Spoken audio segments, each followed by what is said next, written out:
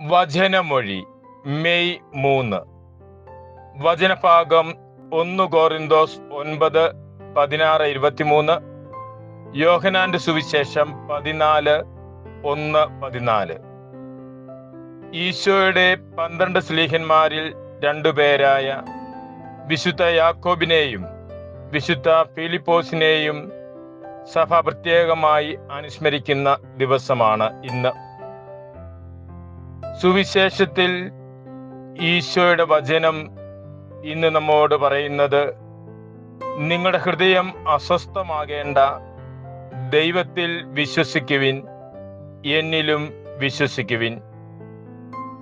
വഴിയും സത്യവും ജീവനുമായ ഈശോയിൽ വിശ്വസിച്ചുകൊണ്ട് അവന്റെ വഴിയിൽ മുന്നേറി സത്യത്തിൽ ജീവിച്ച് നിത്യജീവൻ പ്രാപിക്കുക എന്നതാകണം നമ്മുടെ ലക്ഷ്യം. അതുകൊണ്ടാണ് ഫിലിപ്പോസ് പറയുന്നത്, ഞങ്ങൾക്ക് പിതാവിനെ കാണിച്ചു തരിക, അതു മതി. നമ്മുടെ ഹൃദയം അസ്വസ്ഥമാക്കാതെ മിശിഹായിൽ വിശ്വസിച്ച് അവന്റെ വചനമാകുന്ന മാർഗം സ്വീകരിച്ച് പിതാവിന്റെ ഭവനത്തിലേക്ക് യാത്ര ചെയ്യുന്നവരാകാൻ നമുക്ക് പരിശ്രമിക്കാം. ഈ യാത്രയിൽ ഈശോയുടെ കരം മുറുകെ പിടിച്ച് നമുക്ക് മുന്നേറാം. പൗലോസ്ലീഹ ഇന്നത്തെ ലേഖനത്തിൽ ഓർമ്മിപ്പിക്കുന്നു, ഞാൻ സുവിശേഷത്തെ പ്രതി എല്ലാം ചെയ്യുന്നത് അതിൻ്റെ പങ്കുകാരാകാനാകണ്.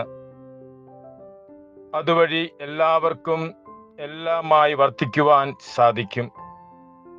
അതായത് നമുക്ക് മറ്റൊരു ക്രിസ്തുവായി മാറാൻ സാധിക്കും.